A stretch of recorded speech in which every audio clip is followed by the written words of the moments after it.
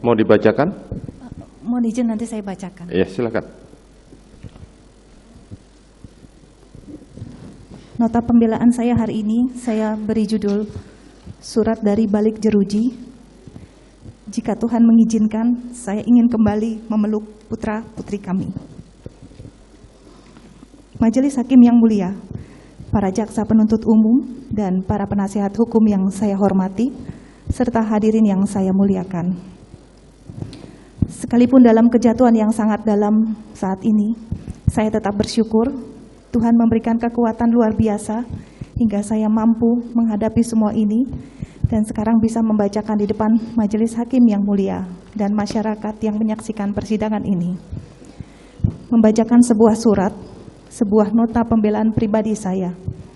Semoga pembelaan ini dapat didengar secara utuh dan dipertimbangkan dengan jernih sebelum terlalu jauh menghakimi saya atas segala tuduhan kesalahan yang tidak pernah saya lakukan. Dari balik jeruji di rumah tahanan Kejaksaan Agung, dengan tertatih-tatih mengumpulkan energi yang tersisa, saya tuliskan sebuah surat untuk siapapun yang mau membaca dan mendengarkan dengan hati. Sebuah nota pembelaan dari seorang perempuan yang disakiti dan dihujam jutaan tuduhan, stigma, fitnah atas apa yang tidak pernah dilakukan. Sebuah nota pembelaan seorang ibu yang dipisahkan paksa dari anak-anaknya hanya dengan dasar tuduhan yang rapuh dan mengada-ngada. Huruf demi huruf dan setiap kata yang saya tuangkan di sini mengalir membawa ingatan pada orang-orang tersayang di luar sana, khususnya anak-anak di rumah dan di sekolah, suami yang telah ratusan hari berpisah sejak ditahanan di Makobrimob, hingga orang tua dan seluruh sahabat yang juga ikut merasakan derita yang kami alami. Namun lebih dari itu, coretan pena di lembar kertas putih ini berulang kali saya rasakan seperti irisan luka yang disobek paksa kembali dan seperti pisau yang disayatkan lagi pada perih luka yang belum pernah sembuh hingga saat ini. Berkali-kali, yaitu ketika saya harus menjelaskan apa yang terjadi pada sore hari di rumah kami di Magelang, 7 Juli 2022 lalu.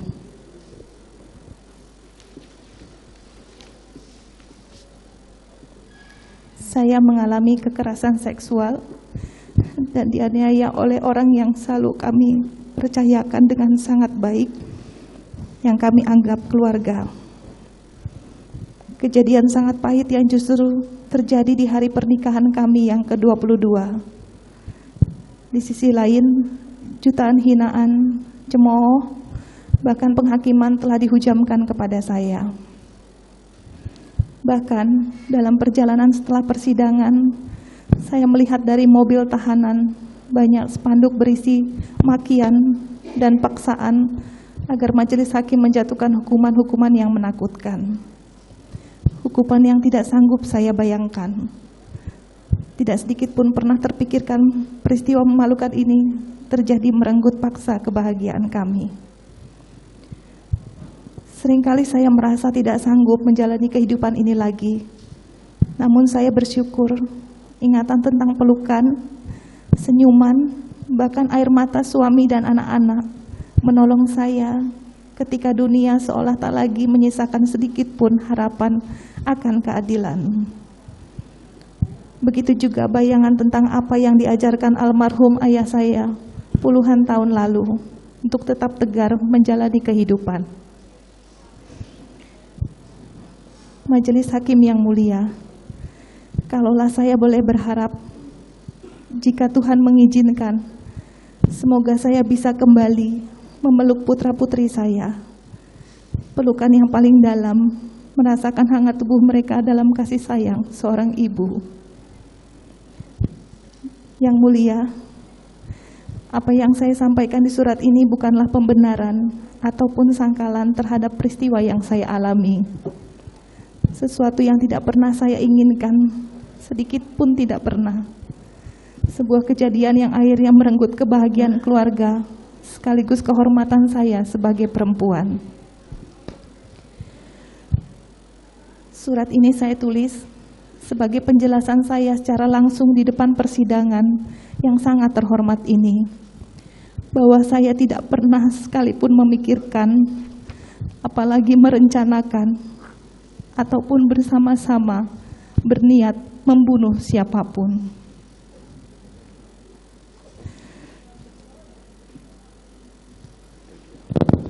Majelis Hakim yang mulia, para jaksa penuntut umum, dan para penasihat hukum yang saya hormati. Pada hari ini, saya sebagai perempuan dan istri dari Bapak Ferdi Sambo, seorang ibu dari 4 orang anak yang harus saya tinggalkan untuk menjalani proses hukum sebagai terdakwa pembunuhan berencana, yang bahkan minggu lalu saya telah dituntut pidana penjara selama 8 tahun.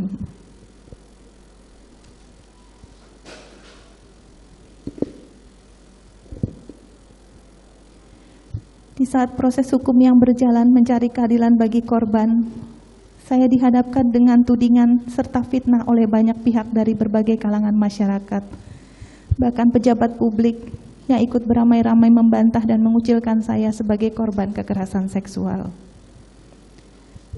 Majelis Hakim yang mulia, dengan tuduhan sebagai pelaku pembunuhan berencana yang sampai saat ini tidak saya pahami, tidak pernah saya menyangka pada tanggal 8 Juli 2022 bisa terjadi.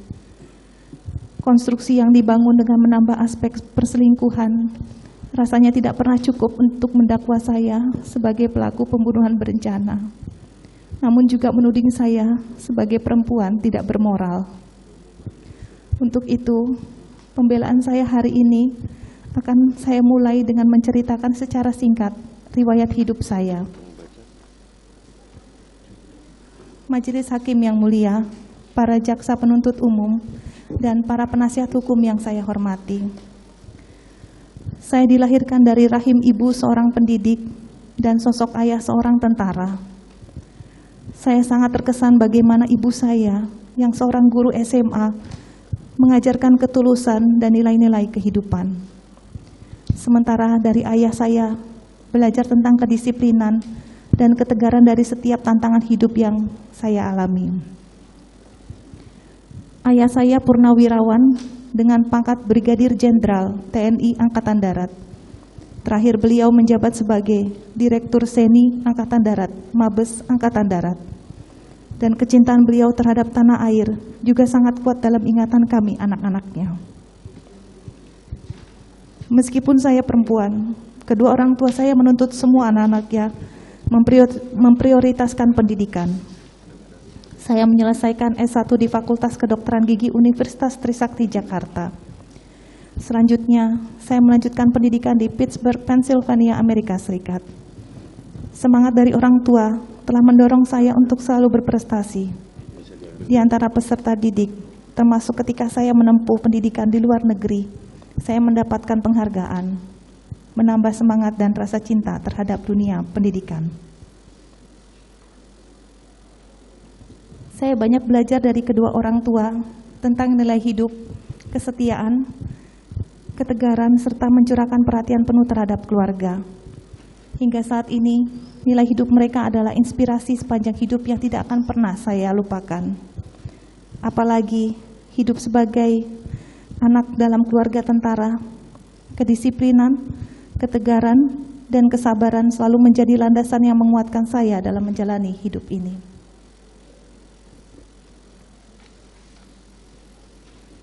Dari ibu, seorang guru SMA, saya belajar mengasihi, berbuat baik untuk siapa saja, dan dipacu untuk mendapatkan pendidikan sebaik-baiknya. Dari lubuk hati yang terdalam, izinkan saya berterima kasih kepada ayah dan ibu saya yang sudah mendidik, mengasihi, dan memberikan nilai-nilai kehidupan yang baik dalam hidup saya. Dan saya mohon maaf yang sebesar-besarnya bila ibu saya harus bersedih dikarenakan peristiwa yang saya alami. Majelis Hakim yang mulia, dalam usia belasan tahun saat saya sekolah di SMP Negeri 6 Makassar, Tuhan mempertemukan saya dengan Bapak Ferdi Sambo. Saat itu, sewajarnya siswa SMP kami berinteraksi sebagai teman sekolah, belajar bersama, bermain dan bersenda gurau. Kemudian saya melanjutkan sekolah di SMA yang berbeda. Sekalipun demikian, kami tetap menjalin komunikasi dengan baik. Selanjutnya Bapak Ferdi Sambo menjalani pendidikan di Akademi Kepolisian Semarang. Hingga kemudian kami dipertemukan kembali, disatukan, dan mengucap janji setia dalam pernikahan di altar gereja pada tanggal 7 Juli 2000. Saya sangat bersyukur, bangga, dan bahagia memilih seseorang yang saya cintai, Inspektur 1 Ferdi Sambo, Sarjana Hukum, sebagai pasangan hidup saya. Saat itu suami saya masih menjalankan tugasnya di Polres Jakarta Timur. Sejak saat itu, saya memasuki hidup baru sebagai seorang istri Polri, seorang bayangkari. Menjadi istri polisi mengajarkan saya untuk senantiasa menjalankan multi peran dan tanggung jawab, baik kepada keluarga dan juga organisasi bayangkari secara seimbang. Saya belajar tentang bagaimana istri harus mendampingi suami dan mendapat bimbingan dan pengalaman dari para senior di bayangkari. Selain itu juga, kita berbagi suka dan duka dalam mendampingi suami tercinta, mendapatkan berbagai ilmu dan pengalaman yang luar biasa. Tekad saya pun dalam berorganisasi bayangkari adalah melayani, bukan untuk dilayani. Saya juga harus belajar merelakan dan memahami situasi yang mewajibkan suami untuk mendahulukan pelaksanaan tugasnya melayani masyarakat.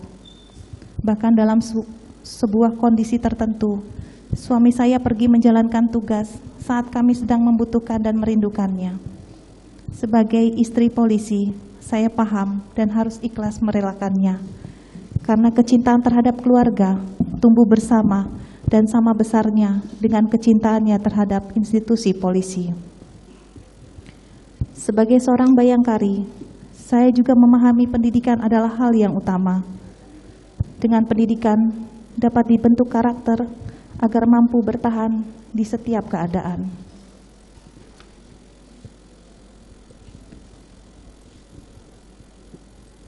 Maka ketika saya mendampingi Bapak Ferdi Sambo saat dipercayakan untuk memimpin Kapolres di Jawa Tengah, saya bersama para bayangkari terpanggil untuk meningkatkan kualitas pendidikan anak-anak di TK Bayangkari.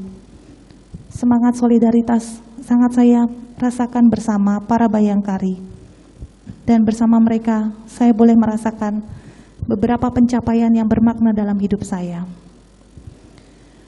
Hal lain yang sangat berkesan di hati saya adalah ketika saya bersama para pengurus Bayangkari Brebes, saya ikut merintis sekaligus membina grup Hadroh Bayangkari Cabang Brebes yang merupakan kesenian bernafas Islami, dan kelompok yang kami bina ini mencapai prestasi di kompetisi tingkat kabupaten.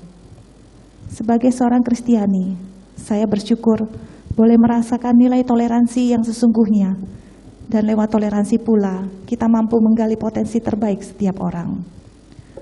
Prestasi dan pengalaman saya selama menjadi bayangkari ini akan terukir dan menjadi kenangan indah sepanjang masa dalam hidup saya. Yang mulia Majelis Hakim, pada kesempatan pembelaan ini saya juga ingin menyampaikan rasa syukur saya kepada pimpinan Bayangkari yang telah mempercayakan saya menjabat Bendahara Umum Bayangkari Pengurus Pusat sejak tahun 2020. Kepercayaan ini bukan hal mudah, namun dengan rasa cinta terhadap organisasi Bayangkari, saya tidak pernah lelah untuk menjalankan amanah yang dipercayakan kepada saya. Dalam kesempatan ini, saya ingin menyampaikan permohonan maaf karena dengan situasi saya saat ini tidak lagi dapat menjalankan tugas dan memberikan kontribusi kepada organisasi yang saya banggakan dan saya cintai. Semoga organisasi Bayangkari terus maju dan berkembang di sepanjang masa. Majelis Hakim yang mulia, para jaksa penuntut umum dan para penasehat hukum yang saya hormati. Sepanjang 22 tahun saya dengan Bapak Ferdi Sambo, saya dengan setia mengabdikan hidup saya hanya untuk melayani dan mendampingi suami dimanapun berdinas, dan juga mengasihi dan mendidik 4 orang anak-anak kami. Hingga pada tanggal 2 Juli 2022, yang lalu, saya mengantarkan anak kami yang ketiga untuk masuk asrama guna melanjutkan pendidikan SMA di Magelang. Dalam bayangan saya saat itu, ke depan akan jarang bertemu putra-putri yang kami sayangi, karena mereka harus menjalani hari-harinya di asrama. Tentu sebagai seorang ibu, hal tersebut menjadi beban pikiran yang tidak bisa saya hindarkan. Namun demi masa depan anak-anak kami, saya merelakan untuk berpisah demi mendidik anak-anak kami menjadi anak-anak berjiwa mandiri dan berkarakter yang dapat berguna bagi bangsa dan negara di kemudian hari. Bagi kami berdua, pendidikan untuk anak-anak adalah prioritas utama sekaligus tahapan kehidupan penting.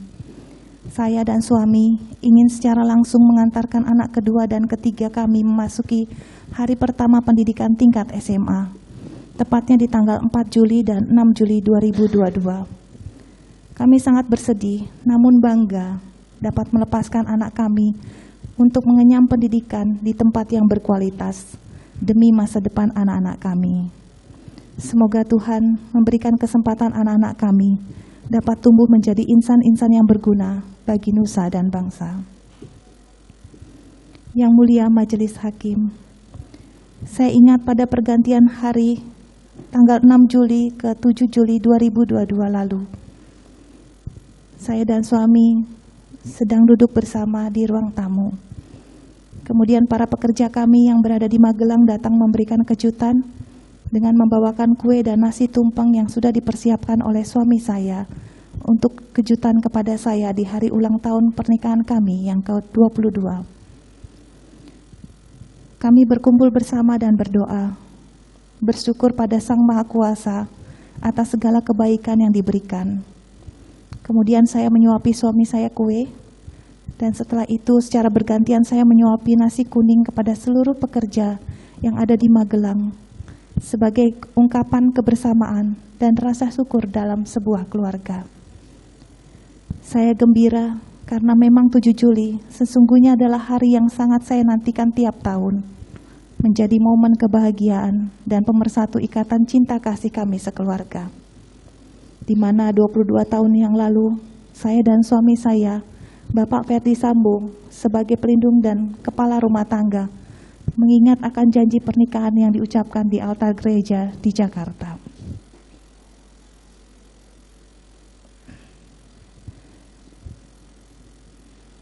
Namun di tanggal yang sama sore hari, 7 Juli 2022, saat kebahagiaan perayaan ulang tahun pernikahan kami masih bergemuruh dalam pikiran dan perasaan, saya mengalami sebuah kejadian yang sangat menyakitkan dan menimbulkan luka mendalam hingga saat ini. Kebahagiaan kami seperti direnggut, dicampakkan dan diinjak-injak. Saya membeku dan bahkan tak sempat memikirkan hal seburuk ini akan dapat menimpa saya dan berdampak pada keluarga. Yang lebih sulit saya terima, pelakunya adalah orang yang kami percaya, orang yang kami tempatkan sebagai bagian dari keluarga, dan bahkan kami anggap anak sama seperti anggota atau ajudan suami saya yang lainnya.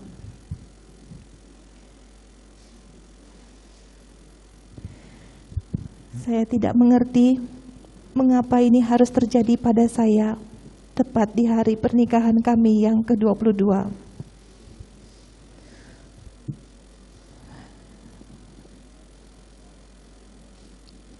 Yosua melakukan perbuatan keji terhadap saya. Dia melakukan kekerasan seksual, menganiaya dan mengancam, membunuh, bukan hanya bagi saya, tapi juga bagi orang-orang yang saya cintai.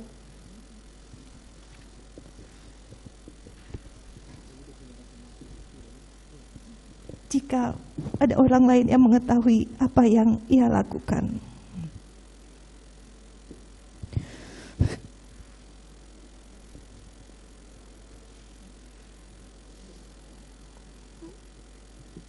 Yang mulia, saya takut, sangat ketakutan saat itu.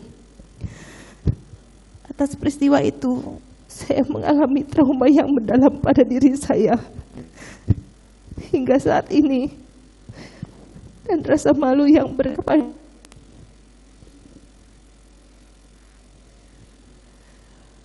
Bukan hanya bagi saya, tapi juga bagi seluruh anggota keluarga kami.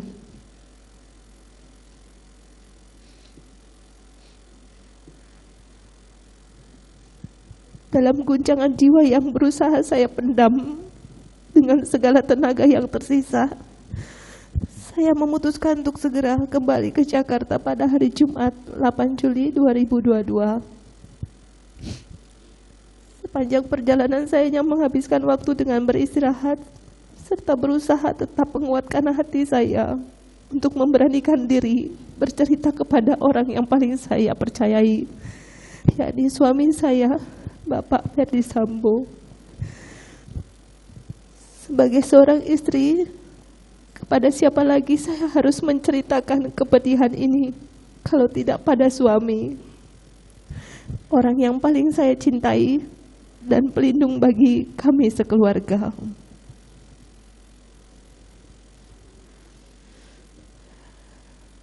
Majelis Hakim yang mulia, sampai di Rumah Saguling, saya langsung menjalankan protokol kesehatan seperti yang telah kami sekeluarga lakukan sejak pandemi COVID-19 melanda Indonesia. Selain karena saat itu kondisi kesehatan saya agak menurun, kami juga berupaya lebih ketat menjalankan protokol kesehatan karena adanya anak kami berusia 1,5 tahun yang belum bisa divaksin. Saya melaksanakan tes PCR sesuai dengan aturan bagi keluarga kami.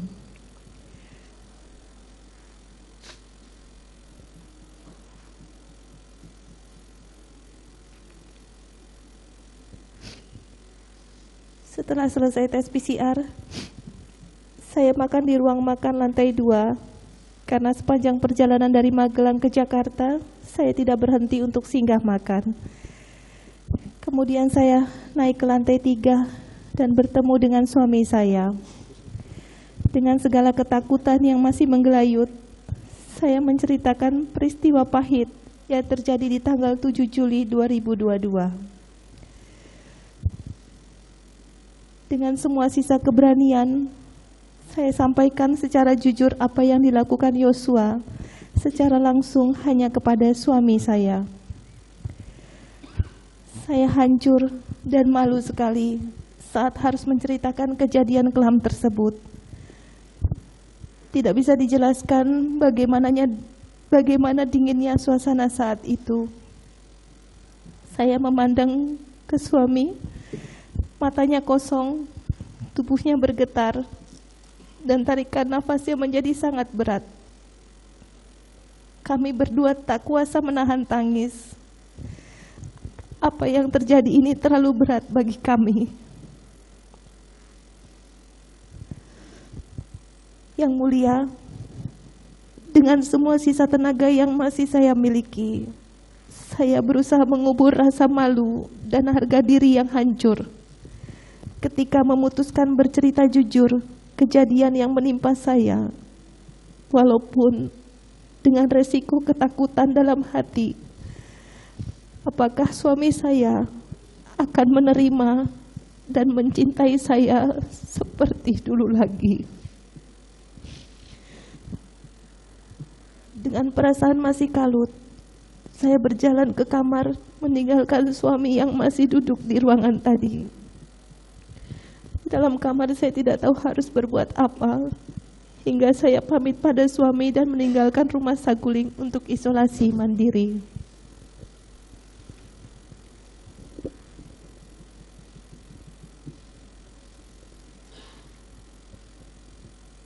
Yang ada dalam lubuk pikiran saya saat itu adalah mengambil jarak, namun tetap harus isolasi, menunggu hasil tes PCR untuk mencegah anak kami bertemu dan tidak kuasa menahan untuk memeluk saya saat melihat ibunya. Sampai di rumah Duren 346, langsung masuk kamar dan menutup pintu. Kemudian saya berganti pakaian, karena pakaian yang saya kenakan saat tiba di rumah Duren 3 adalah pakaian yang sama sejak keberangkatan, sejak pagi dari Magelang. Berganti pakaian ini adalah kebiasaan saya sebelum istirahat atau tidur. Yang mulia, hari itu saya lelah sekali. Tubuh, pikiran, dan perasaan saya saat itu berada dalam situasi berat yang rasanya tidak pernah saya alami.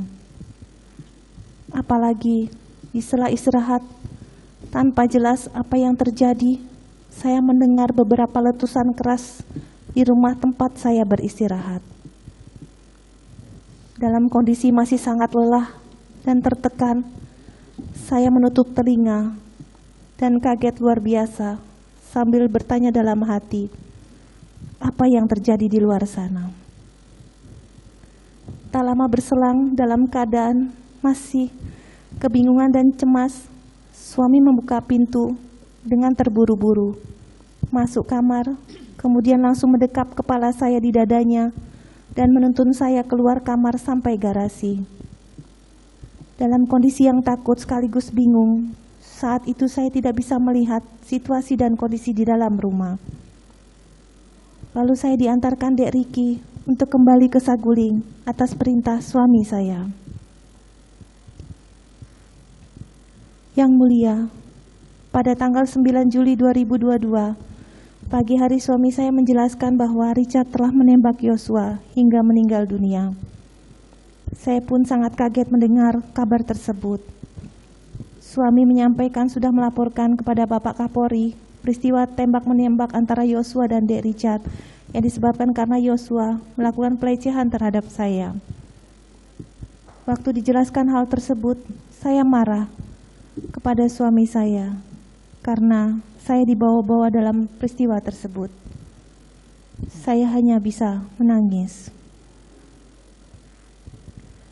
Hingga akhirnya saat suami saya telah ditahan di Makobrimob, setelah ia bercerita jujur, saya dihubungi suami saya untuk datang ke Makobrimob sebagai saksi dalam perkara tersebut dan menceritakan secara jujur apa yang terjadi di Magelang tanggal 7 Juli 2022 dalam kapasitas sebagai saksi. Sungguh saya takut, sangat malu, dan merasa hina sekali harus menceritakan peristiwa kekerasan seksual yang saya alami. Terlebih, beban berat mental dan jiwa saya, serta rasa malu yang mendalam menghadapi peristiwa ini dan harus bercerita di depan orang banyak. Rasanya saya sudah tidak berarti lagi hidup karena malu dan menjadi omongan di mana-mana. Jika boleh memilih, rasanya mungkin lebih baik saya menutup rapat-rapat peristiwa yang saya alami tanggal 7 Juli 2022 itu. Karena bila saya menyampaikan kembali peristiwa yang sangat menyakitkan tersebut, semakin menghidupkan trauma mendalam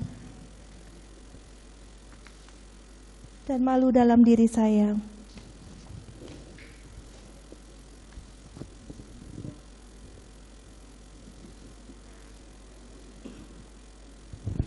Sementara di berbagai media dan pemberitaan, saya dituduh berdusta dan mendramatisir situasi. Tidak berhenti di situ saja, saya dituding sebagai perempuan tua yang mengada-ngada. Semua kesalahan diarahkan kepada saya tanpa saya bisa melawan. Ketika saya memilih untuk diam, publik mendesak saya untuk muncul dan bicara. Namun ketika saya bicara, kembali muncul komentar dari para pengamat yang tidak pernah mengetahui kejadian sebenarnya, namun berkomentar bahwa saya bukan korban kekerasan seksual karena masih sanggup bicara. Apapun yang saya lakukan menjadi salah di mata mereka. Yang mulia Majelis Hakim, dalam kesempatan ini saya menyatakan siap mempertanggungjawabkan kesaksian saya kepada Sang Pemilik Hidup, Tuhan yang Maha Esa, bahwa saya benar-benar mengalami kekerasan seksual dan penganiayaan yang dilakukan oleh Yosua.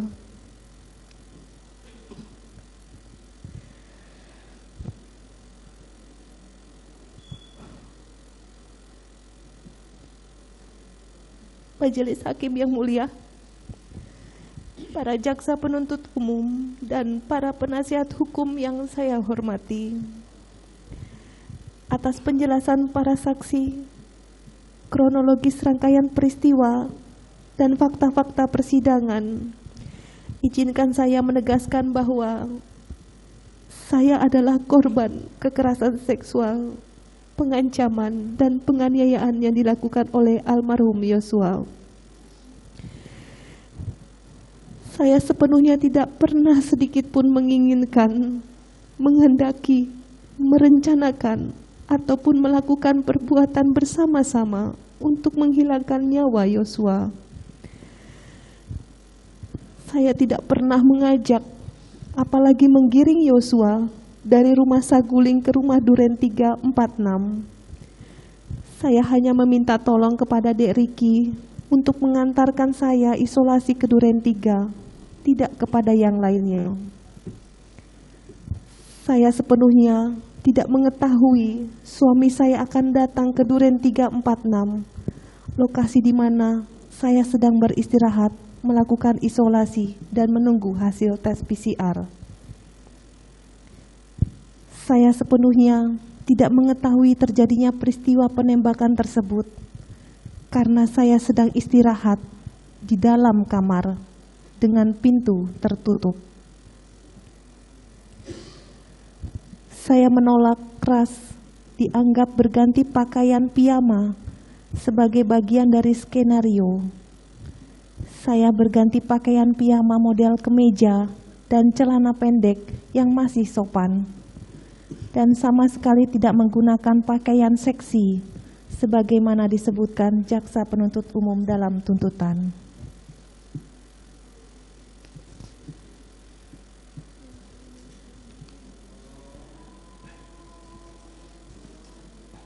Majelis Hakim yang mulia, para jaksa penuntut umum dan para penasihat hukum yang saya hormati,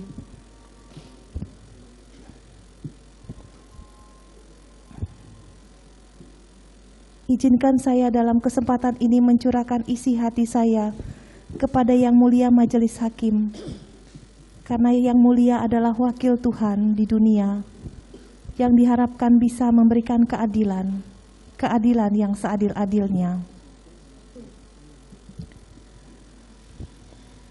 Yang Mulia, kami memiliki 4 orang anak yang sangat membutuhkan perhatian dan kasih sayang orang tua, apalagi dari seorang ibu. Anak bungsu kami masih berusia 1 tahun 10 bulan dan kakak-kakaknya masih sekolah. Mereka tentu memerlukan kehadiran seorang ibu di samping mereka. Apalagi dalam situasi yang sangat berat seperti ini. Anak ketiga kami bahkan baru mengetahui bahwa papa dan mamanya berada di tahanan sebagai terdakwa pada bulan Oktober yang lalu, tepatnya setelah 3 bulan masa karantina di sekolahnya yang dimulai sejak 4 Juli 2022, waktu saya dan suami saya mengantarkannya masuk asrama di Magelang. Saat ini, anak-anak kami dititipkan kepada ibu saya yang berusia 80 tahun. Sangat berat bagi anak-anak kami menghadapi kenyataan dan situasi keluarga yang sangat berubah. Rumah menjadi sepi, tidak ada lagi tawa hangat bersama, dan dunia bagaikan runtuh.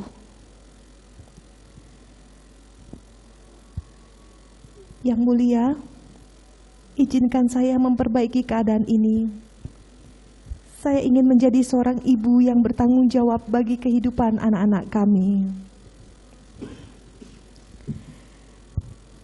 Sejak terjadinya peristiwa ini, Di tengah ketidakhadiran orang tua, anak-anak kami tetap menghadapi kecaman, cemooh, dan hinaan yang keji.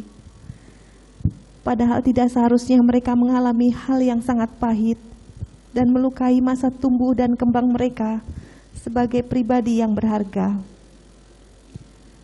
Di tengah waktu kunjungan di rumah tahanan, saya berpesan kepada anak-anak agar mereka selalu tegar dan kuat untuk menghadapi hidup ini.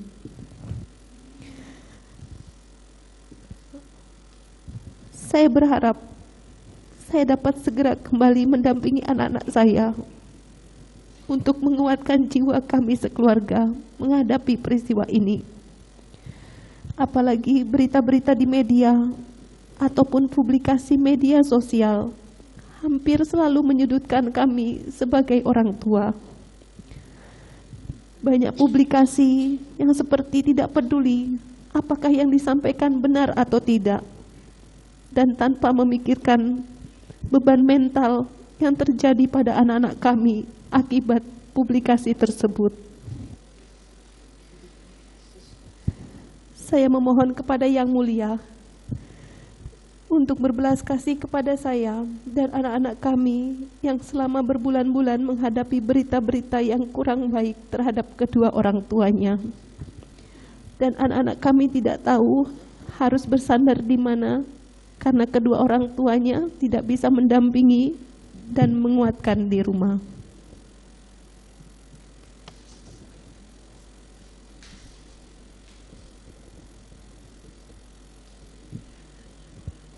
Yang Mulia Majelis Hakim, izinkan saya untuk kembali ke pelukan anak-anak kami. Mungkin saya pernah gagal dalam hidup, tapi saya tidak mau gagal menjadi ibu bagi keempat anak-anak kami.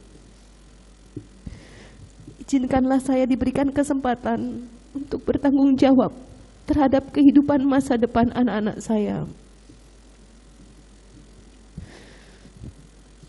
Yang Mulia, peristiwa ini membuat luka yang sangat dalam bagi kami sekeluarga, terutama bagi anak-anak kami.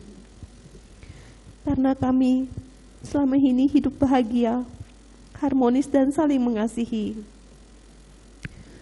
Tidak ada permasalahan dalam rumah tangga kami. Kami saling mencintai, menghormati, dan mendukung. Bapak Ferdy Sambo di mata anak-anak adalah pahlawan keluarga yang sangat dihormati dan dibanggakan. Karena di setiap kesempatan berdinas, Pak Ferdy Sambo selalu membawa anak-anak untuk melihat secara langsung tugas papahnya sebagai seorang polisi aparat negara. Dengan bangga melihat papahnya selalu memberikan yang terbaik dalam bertugas. Untuk itu, bukanlah hal yang mudah untuk menjelaskan kepada anak-anak atas peristiwa yang kami alami sekarang ini. Terlebih, saya tidak bisa mendampingi selama proses pengadilan berlangsung. Dan juga banyak sekali fitnah yang dialamatkan kepada kami berdua sebagai orang tua mereka.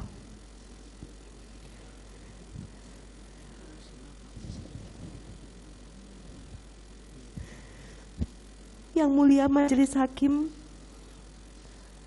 hari ini di saat pembelaan, saya ingin menyampaikan permintaan maaf dan harapan tulus saya kepada orang tua almarhum Brigadir Yosua, Bapak dan Ibu Samuel Huta Barat. Saya turut berduka, memohon maaf dan berdoa semoga seluruh keluarga dikuatkan dan diberkati. Dek Richard dan keluarga, mohon maaf karena harus melalui semua ini.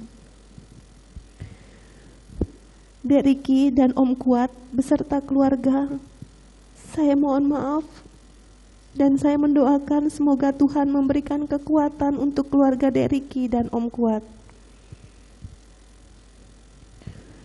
kepada seluruh personel Polri yang terdampak dari peristiwa ini. Saya mohon maaf. Semoga Tuhan Yang Maha Esa senantiasa menyertai. Saya juga meminta maaf kepada Bapak Presiden Republik Indonesia, Bapak Joko Widodo, Bapak dan Ibu Kapolri, para bayangkari, serta masyarakat yang terdampak dan menguras perhatian selama proses hukum saya berlangsung.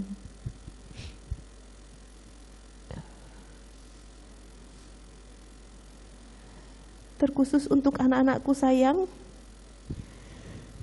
Mama minta maaf karena kalian harus melalui semua ini. Cinta dan perhatian kalian adalah semangat hidup paling berharga bagi Papa dan Mama. Menjadi kekuatan kami untuk mencari dan memperjuangkan keadilan. Doakan Papa dan Mama semoga bisa segera kembali ke rumah menemui kalian dan kembali menjadi orang tua yang baik bagi kalian semua.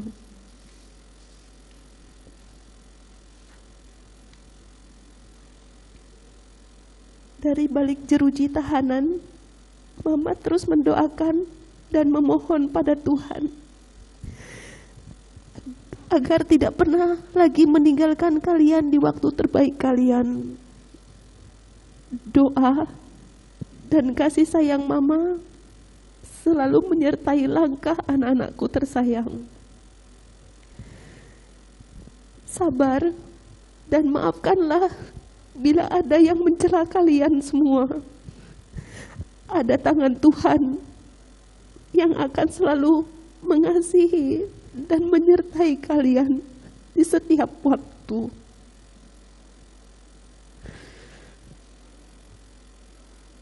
Untuk suami saya, Bapak Ferdi Sambo,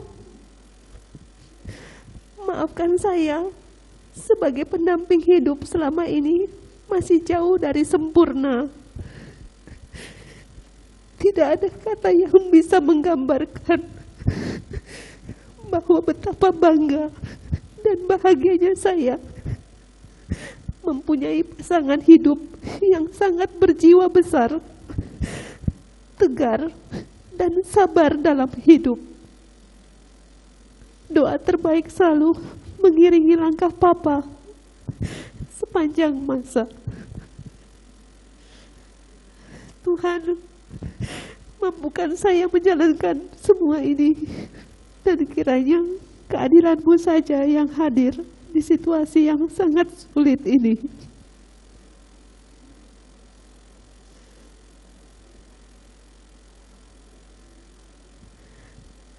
Majelis Hakim yang mulia, para jaksa penuntut umum, dan para penasihat hukum yang saya hormati. Kalaulah boleh saya bertanya, apakah salah jika saya bercerita secara jujur pada suami saya atas perbuatan keji yang merenggut dan merusak kehormatan dan harga diri saya dan keluarga? Apakah karena saya bercerita sebagai seorang istri pada suami, kemudian saya dituduh menjadi dalang atas semua ini? Ataukah rasa sakit karena perbuatan keji ini harus saya simpan dan pendam sendiri hingga akhir hayat agar semua tampak seolah baik-baik saja dan tidak ada yang pernah terjadi? Dan patutkah saya dipersalahkan seolah-olah saya adalah dalang pembunuhan, padahal saya tidak pernah berniat ataupun ikut melakukan perbuatan pembunuhan terhadap Yosua? Saya pun tidak mengerti dan tidak melihat apa yang terjadi saat itu.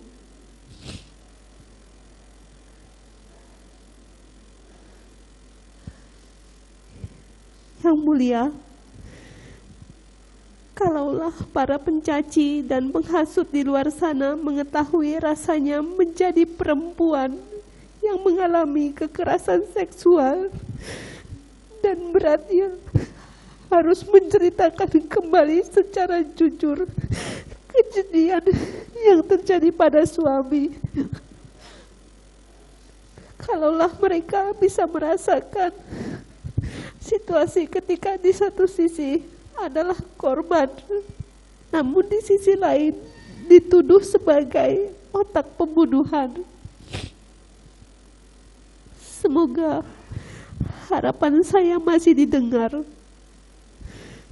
Semoga tidak ada lagi perempuan yang menghadapi kondisi seperti saya ini.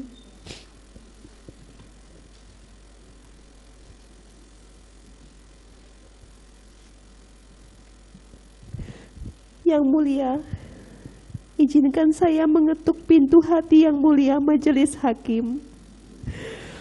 Mengharapkan yang mulia secara jernih melihat fakta demi fakta, bukti demi bukti yang muncul dalam persidangan ini. Mengharapkan yang mulia memberikan keadilan dengan arif dan bijaksana.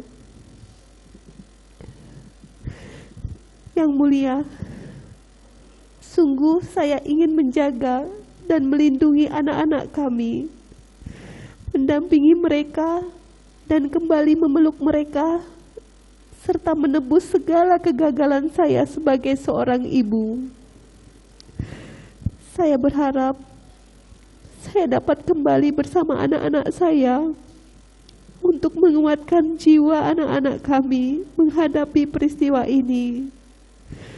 Dan berita-berita di media serta publik yang sering menyudutkan kami sebagai orang tua.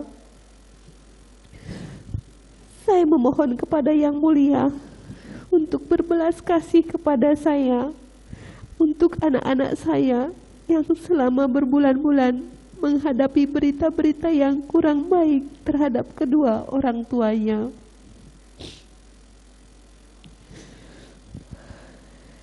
Mungkin saja waktu sudah jadi berbeda bagi mereka setelah ini terjadi.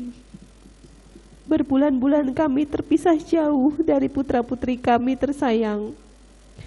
Entah ke depan penghakiman yang hanya didasarkan nafsu balas dendam masih akan terus memisahkan kami, atau ada secercah cahaya yang menerangi sanubari kita semua sehingga keputusan yang adil dapat dijatuhkan. Semoga hukuman hanya akan diberikan untuk orang yang benar-benar bersalah, bukan dijatuhkan hanya karena tak kuasa memilah mana kebenaran dan mana kegelapan yang tumbuh dari gelombang hinaan, cemooh, tudingan, dan paksaan di luar sana.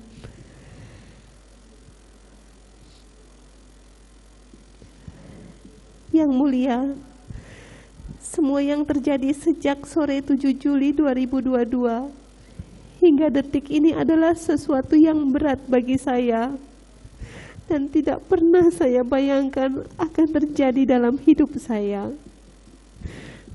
Dalam kondisi menahan perih tersebut, saya justru diserang fitnah, cemooh, dan caci maki.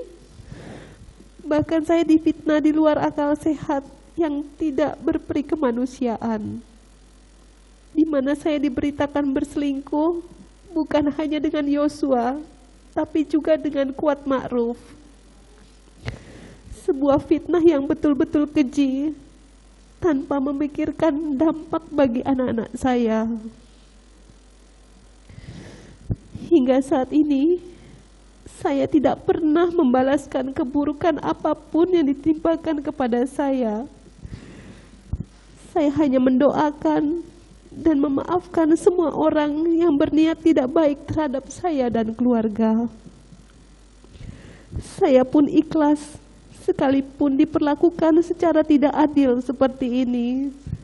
Saya memaafkan mereka. Saya berharap tidak ada lagi perempuan yang menghadapi situasi yang sama seperti saya.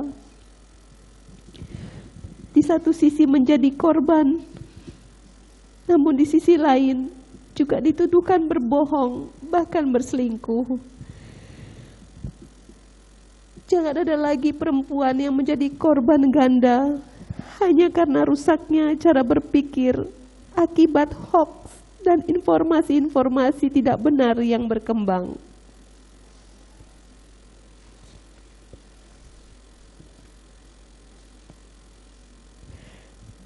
Yang mulia, besar harapan saya, janganlah kebencian membuat kita tidak adil. Semoga Tuhan menuntun dan membuka jalan terbaik bagi kita semua. Demikian sebuah surat dari balik jeruji rumah tahanan Kejaksaan Agung ini saya tuliskan dan saya sampaikan di hadapan yang mulia Majelis Hakim. Dari Rumah Tahanan Kejaksaan Agung, sel nomor 2, Jakarta, 22 Januari, saya Putri Chandrawati. Terima kasih.